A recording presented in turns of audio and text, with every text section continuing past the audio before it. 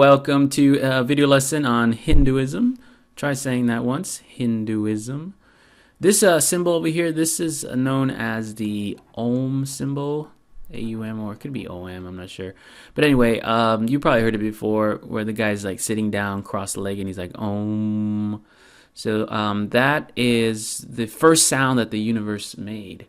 So that's what the Hindus believe. All right, so let's look at our learning objective. This is our target. This is our goal here. Describe the ultimate goal of those that follow Hinduism. All right, so let's look at the summary questions. Number one, what is Hinduism? And number two, how do Hindus achieve their ultimate goal? And so Hindus are just people who follow Hinduism, the religion. And so we also want to make sure that we know what the ultimate goal is. We're looking for that too, okay? Oh, this is a nice picture, Hindu Kush Mountains. All right, so find the building background on your paper. So at any time, if you need to pause to get stuff down, you can. So this is about the Aryans. Remember those Aryans that we talked about? They brought religious ideas to India. This dude right here is not an Aryan, just some random guy. But it's believed that the Aryans found a way through the Hindu Kush to get to India. All right, so let's look at some vocabulary. These are some words that we have to know to be able to do this lesson good. So let's see, Brahman was the supreme, or I should say is the supreme god or life force. Hinduism, we know, is the major religion of India. Atman is the soul. So Hindus believe that every person had a soul called Atman. Reincarnation, you probably heard that before. And that's just the rebirth of a soul into a new body. We'll get to that later. I'll show you the cycle and everything. Karma, that is the sum of a person's actions and consequences, words, and thoughts. So we'll get into what karma is a little bit more later. All right, so go ahead and pause the video here, read the paragraph, and then get your notes down. All right, so now that you have your notes down, Hinduism is what you should have written down, and this is actually number one, the answer to question number one in your summary questions. It's the name for the major religion of India today. So that's what it is. And this paragraph's really about these Aryans that we learned about earlier and how they influence, let's write this down together, how they influenced India and the people of India. So this is through their religion, which they called Brahmanism. Oh, look at the teacher and these little kids here. They're so studious, all quiet and paying attention. Love it. All right, so this paragraph is about these things called Upanishads. They're just writings about the Vedas. Remember, the Vedas are writings that are stories and hymns that the Aryans brought with them. So again, we get the Aryans here. So the Aryans brought the Vedas, and then the Hindus wrote about the Vedas as they meditated on them and thought about them and stuff like that. All right, go ahead and pause the video, get your notes down here. All right, in this slide, we really start to get into what the Hindus believe in.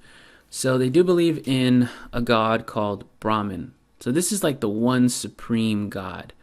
All right, but it gets a little confusing because they also worshipped many gods. So it's like, wait a minute, I thought you said there's one god. But these gods are just parts of Brahman, or you could call them like representations of Brahman. For example, this god right here, Vishnu, is the preserver god. And this god here in the middle, Shiva, is a destroyer god. And then this god over here is Brahma, the creator god. So they're all just parts of Brahman. So there's hundreds or even thousands of different gods and they're all just parts of this supreme life force called Brahman. All right, next one. Go ahead and pause and get your notes down on this. So Hindus also believed that every person had a soul, and that soul was called Atman. Atman. So what the Hindus want is they actually want to be reunited.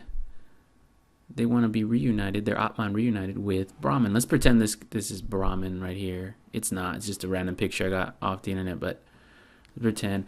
And so this is like the whole universe. So he created all of the universe, and is preserving it, taking care of everything.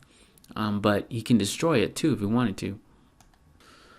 All right, and moksha. This word is going to come up a lot.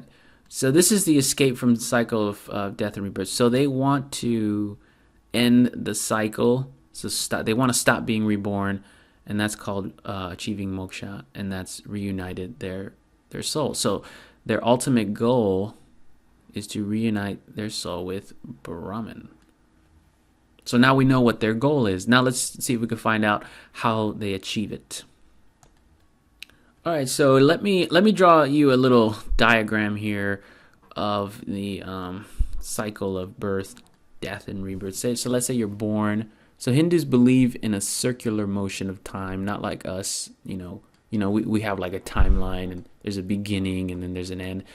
But Hindus don't believe like that. They believe it just keeps going round and round. You're born, and then perhaps over here you die, and then you're born again, and then you die again over here, wherever. Oh, that looks beautiful. And then you're born again, right? So it just keeps going around and around and around, over and over. And so what they want to end this entire cycle. So when they break this cycle, that's when they achieve what's called moksha. And they reunite their Atman, remember that's soul, with Brahman. Oh, yes, I see a question over there. Yes, go ahead. So their goal is to die? No, they don't want to die. They just want to stop from being born again. Is what they want. So they want to stay dead. Yeah, well, they want to. It's like dying physically, but spiritually, it's achieving the greatest thing you could ever achieve, which is being united with God. They want to rest in peace. Yes, or they want to rest in peace. That's another way of thinking about it. All right, go ahead and pause the video. Get your notes down. All right, so far we learned that Hindus believe in Brahman, this universal God created everything in the universe. And then we learned that everybody has a soul called Atman, and they want to reunite their soul with Brahman. So to do that, they need to achieve moksha, right? They want to break that cycle and end reincarnation. This picture right here is pretty cool. It's kind of like what I drew back then, but it's just a lot cooler. So this guy, he's getting old, and then he dies, and then he would be reborn again in a different body, right? So they don't want that. They want to go to Brahman, wherever Brahman is. But sometimes as you're reborn, you could be reborn as an animal, depending on what's called karma. Oh, yes, I see a hand right over there. Yes, what is your question? So if I have bad karma, then I'm going to end up as a dog or something? Well, you could end up as a dog. You could. So remember the caste system, there's different castes. So if you have bad karma, let's say you're like in the Brahmin caste, which are the priests, you can go down to the Vaisya caste, or you could even be an untouchable or something like that. I guess if you really have really bad karma, you can go down and be a dog if you really want to be a dog. What if I want to be a dog? Then that's fine. I mean, who wouldn't want to be a dog, right? Man's best friend. Man's best friend. There you go. All right, last paragraph. Go ahead and pause and get your notes down.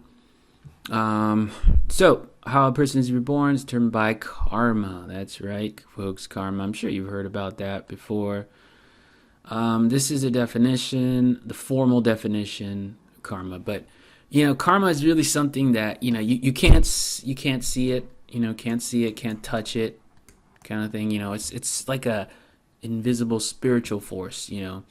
So if you do good things bring good karma, and bad things bring bad karma. That's how it works. Ooh, that's an R. Okay. And you can see this poor guy. He pushed down these things, so it's gonna come back to him. But the thing about like us here, like in the West, we think like it's gonna come back in this lifetime. But in the Hindus, they would say, "Oh, wait till your next lifetime, buddy. You're gonna be a dog or something." Why do we keep saying dog? All right, guys. So at the basic level, it's all about karma. It's achieving good karma is gonna help you reach your ultimate goal. That's what the Hindus believe. All right. So too bad you can't drink karma like Coke. It should be a drink. Somebody gotta invent that. All right, guys. Let's see if we got some of these questions. These are the summary questions from the beginning. What is Hinduism? The major religion in India. Yeah, the major religion of India today. All right. Number 2, how do Hindus achieve their ultimate goal? Well, first we have to know what their ultimate goal is. Remember what their ultimate goal is? To reach moksha. Yes, to reach moksha. Remember that is the breaking of that cycle, to reach moksha and reunite with Brahman. All right, so how do they do that? How do Hindus do this? They have to have good karma. Yes, they have to have good karma by accumulating, having good karma. So basically being a good person. Yeah, basically being a good person. Being a good person will get you good karma, and that will get you closer to achieving moksha, which will reunite your soul with Brahman. Okay. Yeah. Cool. All right. Well, that's it for this video lesson, folks. Thank you for watching. See you next time. Yay!